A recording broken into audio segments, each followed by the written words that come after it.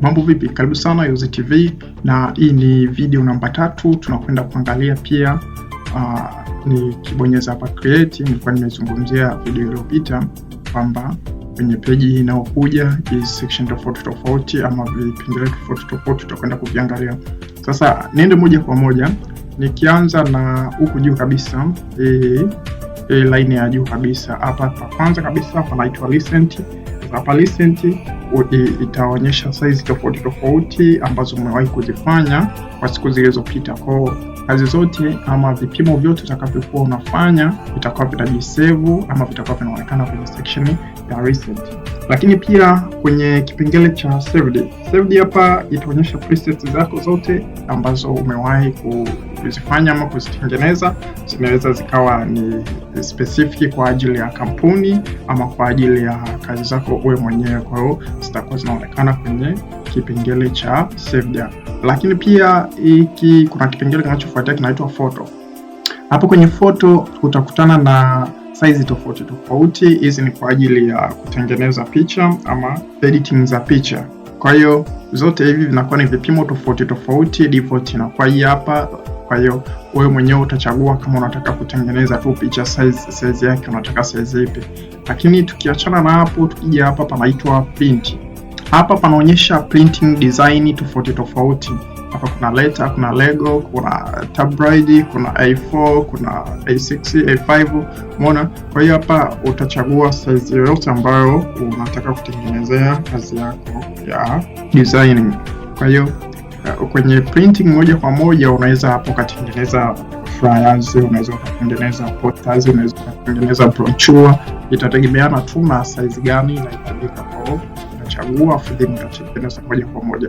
Lakini kipengele kingine tunakuja kwenye art and illustration. Hapa sasa panatumika zaidi kwa illustration jobs, michoro na digital paintings, ama wale wanaochora moja kwa moja kwenye tablets wanaweza kutumia sana section hii hapa ya art and illustration. Lakini pia kuna web.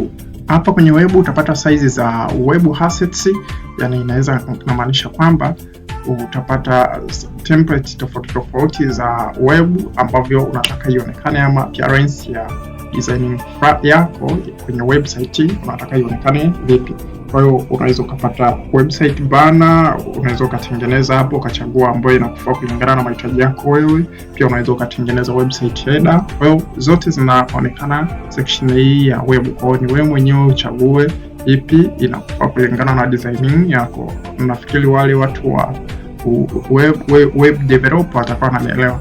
Lakini pia kwenye mobile, hapa kwenye mobile inaweza nikasema itakuwa inaonyesha social media design, ama inaweza nikasema itaonyesha app screen size, yani screen tofauti za simu. Hapa inaonyesha kama unavyoona hapa iPhone X, iPhone 8 na kadhalika. Kwa hiyo design za hapo utakazozifanya zinakuwa zinaendana moja kwa moja na simu ambayo unaitarget. Kwa hiyo ile display ya kile kitu utakacho design itakuwa imefit kwenye simu ama kitu ambacho wewe umetarget kionekane kwenye simu yako husika. Lakini pia kwenye film and videos, hapa tutaweza kutengeneza pia thumbnail template za screen tofauti ambazo zinakuwa ni kwenye film ama kwenye video, ambapo pia zinaweza zikawa kwenye 2K, inaweza ikawa ni 4K, inaweza ikawa ni 8K. Kwa hiyo utazitengeneza mahali hapa kwenye hii section. Tukiachana na upande huu, nikija upande wa kulia kabisa, hapa kabisa juu mwanzoni kabisa hapa pameandikwa untitled. Sasa project utakao kuwa unaifanya, cha kwanza kabisa hapa ambapo utaandika jina la project, kama ni project ya Juma, Asha na mtu yoyote yule ama kampuni, hapo ndo utaandika jina la project yako. Kama mimi naweza nikaandika labda learning. Kwa faili lako ukija mwisho wa siku tukimaliza kulitengeneza tukalisave, jina lake litakuwa ni ile tuloandika hapa. Lakini pia kuna vipimo sasa. Kuna width alafu kuna height hapa inaonekana. Lakini pia kwenye hivi vipimo width na height, kwa pembeni yake una select unit ambayo unataka iendane na hivyo vipimo vyako. Ukiklik hiki ki drop down kunaonyesha kuna pixels, kuna inches, kuna centimeter, kuna millimeter, kuna point, kuna picas. Sasa hivi vipimo vinatumika kwa mazingira tofauti. Mfano Tukianza na pixels, hii inatumika sana kwa social media designing, kama tunavyosema social media zote tunatumia pixels asilimia kubwa. Lakini pia inches inatumika kwenye printing industry, lakini kwa kiwango kidogo sana. Lakini pia kuna hii hapa centimeter, inatumika pia kwenye printing industry kwa kiwango kubwa. Itategemeana. Kuna millimeter pia inatumika kwenye printing industry. Kwa hiyo hizi inches, centimeter na millimeter inatumika kwenye hizo printing industry, kwamba mtu anaenda kupima sehemu husika ama sehemu halisi, anapima pale sentimita ngapi, urefu, upana, alafu mwisho wa siku mtu anakwenda kuingiza vipimo vyake kwenye Adobe Photoshop kwa kutumia hizo sentimita. Ama pia anaweza akawa amepima eneo, inaweza kuwa ni kubwa, amepima kwa mita, alafu mita akaziconvert in sentimita, akaingiza vipimo vyake kwa kuchagua sentimita. Lakini pia kuna point. Hii point inatumika sana kwenye masuala ya typography, masuala ya text, ama naweza nikasema font size. Ndio unakuta watu wanatumia sana masuala ya point.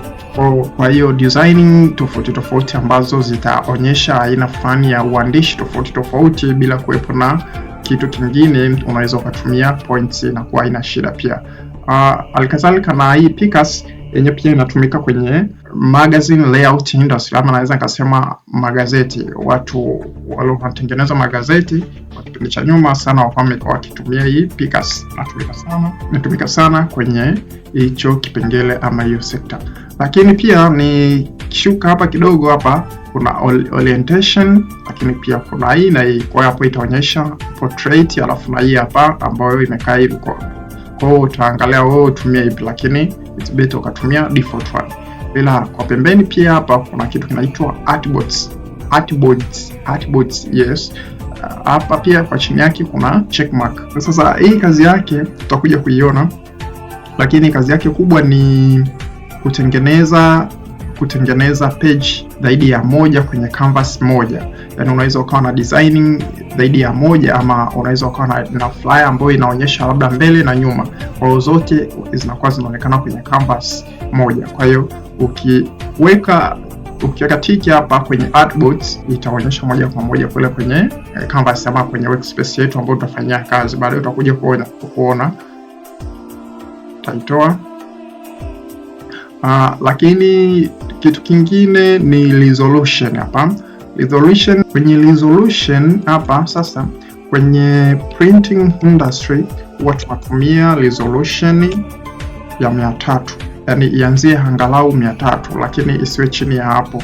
Itatusaidia kupata kitu ambacho kiko quality. Hizi ni kwa ajili ya printing, lakini pia ikiwa ni kwa ajili ya social media, yani kuview kwenye screen, unaweza kutumia resolution ya 72 inafaa. Lakini pia hata ukitumia resolution ya 300 kwenye social media haina shida.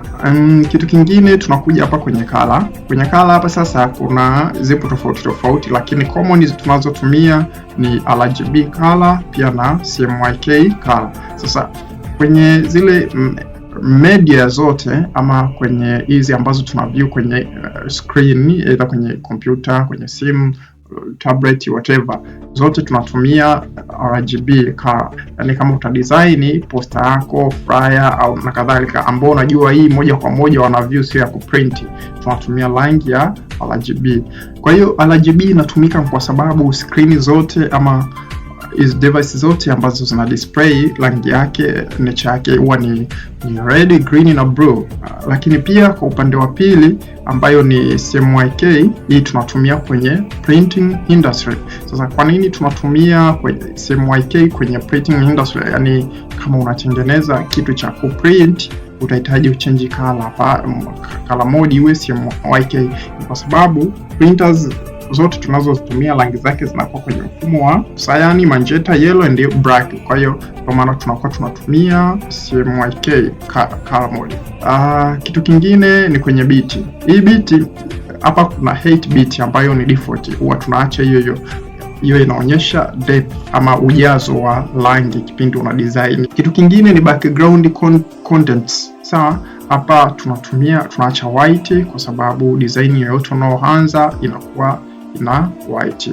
Baada ya hapo vingine hivi ni vya kawaida, tunaacha default. Sasa twende tuone moja kwa moja baada ya kumaliza kila kitu, tutakapo click create kitakachoonekana, tuchague size, labda sisi tunaweza tukatumia kwa print, alafu tuchague A4, alafu tunakuja hapa tuchague pixels, labda kwamba kwenye media. Lakini pia hii artbox ya tutaicheck. Kingine color itakuwa ni RGB, sawa, alafu tuta create.